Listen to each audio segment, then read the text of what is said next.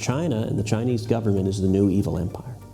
While engaging in crimes against humanity, the regime in Beijing has managed to subvert many aspects of American society, from Hollywood to academia to professional sports like the NBA. In this episode, we sit down with Texas Senator Ted Cruz to discuss how the U.S. can build a comprehensive strategy to counter the Chinese Communist Party, following the footsteps of Ronald Reagan. This is American Thought Leaders, and I'm Jan Jekielek. Senator Ted Cruz, such a pleasure to have you on American Thought Leaders. Well, thank you, Jan. Great to be with you. So, just about a year ago, I have to mention this, I was at the China Forum that the Victims of Communism Memorial Foundation organized. You were giving a keynote, and I thought it was one of the more of the passionate, indictments of the Chinese Communist Party's war on religious liberty, I guess you could say. You mentioned the destruction of Christian churches and the persecution of Christians, the forced organ harvesting from the Falun Gong, the concentration camps for Uyghurs, up to 1 million people, and also actually the cultural genocide of Tibet, which is something that isn't mentioned a lot these days even. Where do you see things today? This was about a year ago you were talking about this. They've only gotten worse, although I do think the world has opened its eyes more. I think the most significant foreign policy consequence to come out of the coronavirus pandemic is going to be a fundamental reassessment of the United States' relationship with China and of the world's relationship with China. In the past few months, I've been sanctioned not once but twice by China.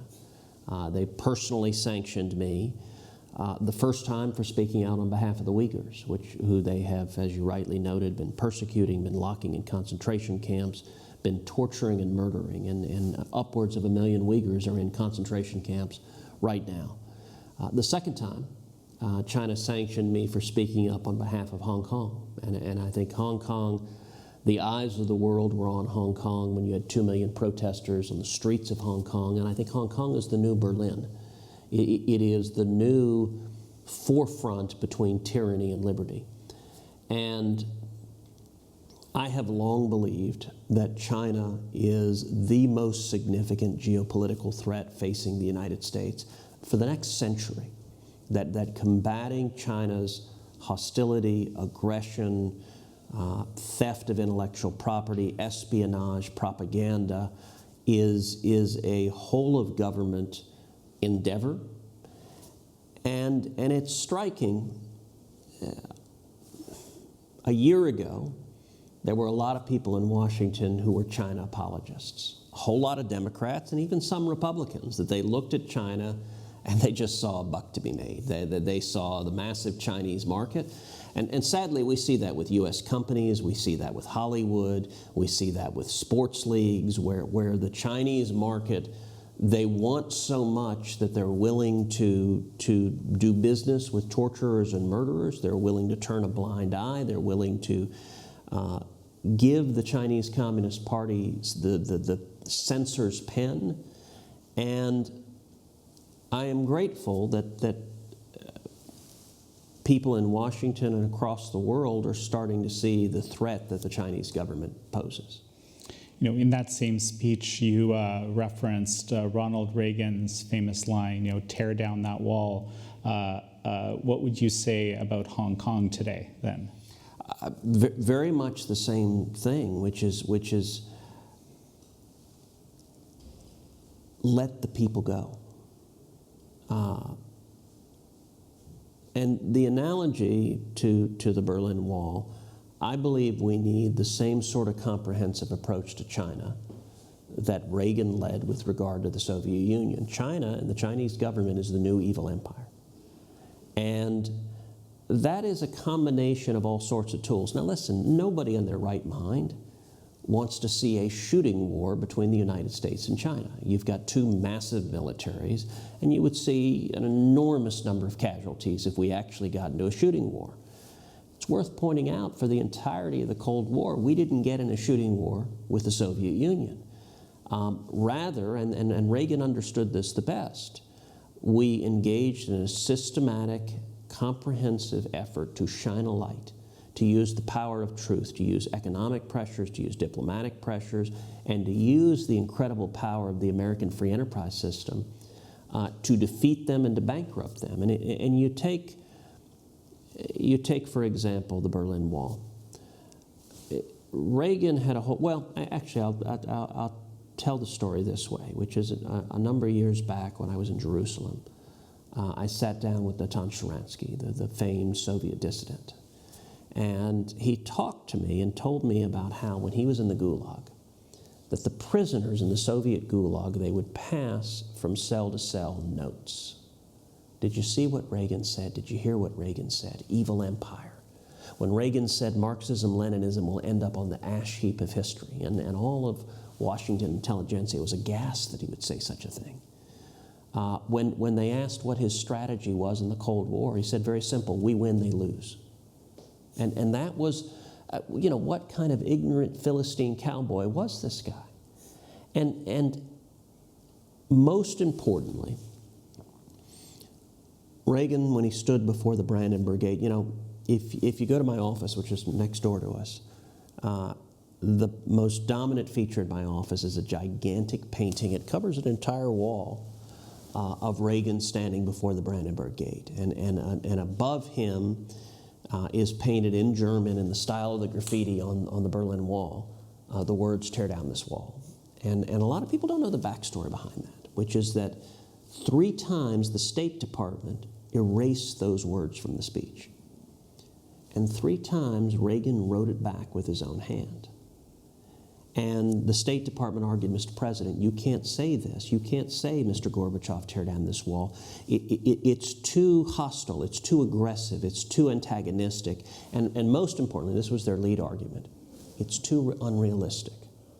Mr. President, we know full well the Berlin Wall will stand forever, and you can't say it because it will never, ever, ever happen.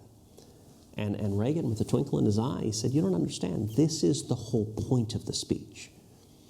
He gave that speech, and it's worth reflecting on. Less than 3 years later, the Berlin Wall was torn to the ground.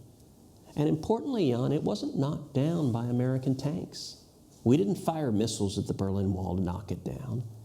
It was torn down by the power of truth and light and sunshine coming in and indicting the evil behind the evil empire. Well, the communist government in China is the new evil empire, and truth has that power, and we need to have the same comprehensive strategy.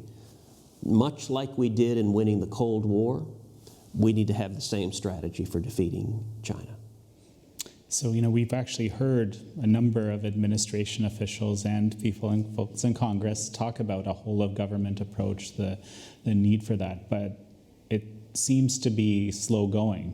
At least I think many would argue that. Where are the big gaps in making that happen right now?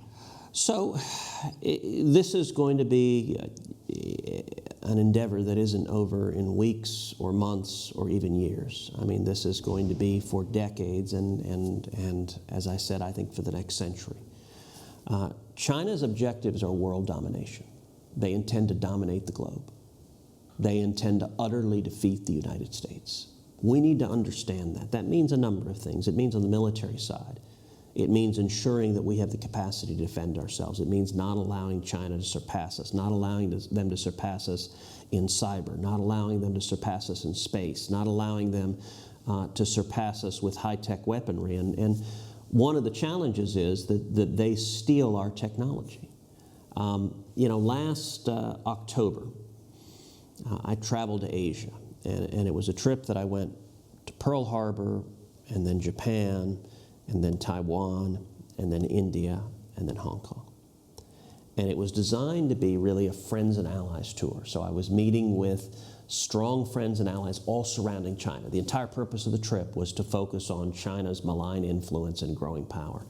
Pearl Harbor, when I met with the Pacific Command and our leadership there, we were talking about, all right, what's our capacity to withstand a military assault from China, to withstand what happens if amphibious assault vehicles land on the shores of Taiwan, which is an ongoing threat. Taiwan and Hong Kong. So the Chinese were furious that I went to Taiwan. I was the first senator in 34 years to be in Taiwan on their national day. And so I met with President Tsai and was there at the parade for their national day. Why does Taiwan matter? Why does Hong Kong matter? Because they're a beacon of freedom to the world.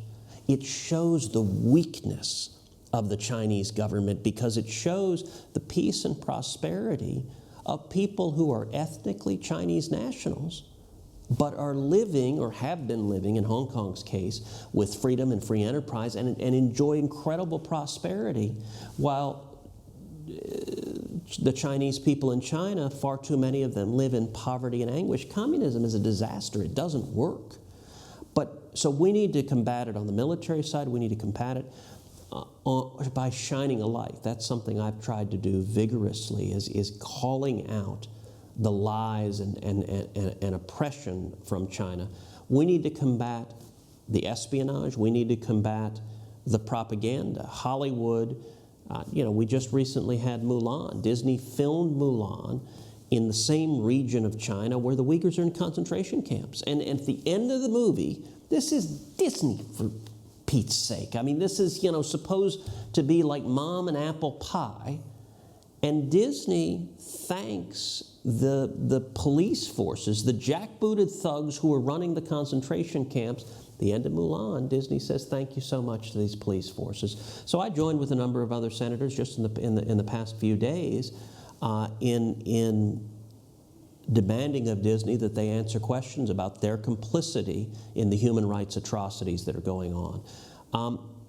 Economically, I think one of the most important challenges is bringing our supply chain out of China. China has systematically targeted our supply chain, has gone after critical infrastructure, has gone after pharmaceuticals, has gone after rare earth minerals. So I've introduced over a dozen pieces of legislation, all focused on different aspects of China, whether it is the military side, the espionage side, the propaganda side, the rare earth side, the supply chain side.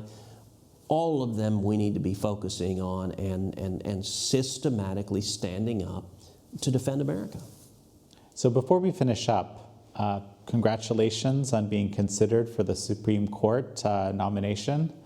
I know your intention, from what you've said, is to fight it out in the Senate, as in your words, I think. But in that vein, tell me about One Vote Away. I've got in a couple of weeks a book coming out that I wrote during the spring and summer while I was at home on COVID lockdown, and it's called One Vote Away. How a single seat on the Supreme Court can change history. And the book, each chapter in the book focuses on a different constitutional liberty. So there's a chapter on free speech. There's a chapter on religious liberty. There's a chapter on school choice.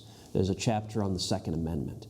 There's a chapter on crime and punishment. There's a chapter on U.S. sovereignty and losing U.S. sovereignty to transnational organizations like the United Nations and the World Court. And what the book does is every chapter, there's a chapter on democracy and elections and Bush versus Gore, which in a couple of months could be acutely relevant if we see Democrats, instead of challenging the election in one state, challenging it in jurisdictions all over the country, which I think is a very real possibility. And what the book One Vote Away does is each chapter tells war stories. It tells the inside story of major landmark cases defending those fundamental rights. And before I was in the Senate, I was a Supreme Court litigator. My career, my profession is I argued cases at the Supreme Court. And I was blessed to have the opportunity to litigate many of these biggest cases. And so I tell the inside story of what's going on, and what is stunning, and I think would astonish many people, is how many of these liberties are hanging by a single vote. Well, Senator Cruz, such a pleasure to have you on. Thank you, Jan. I appreciate it.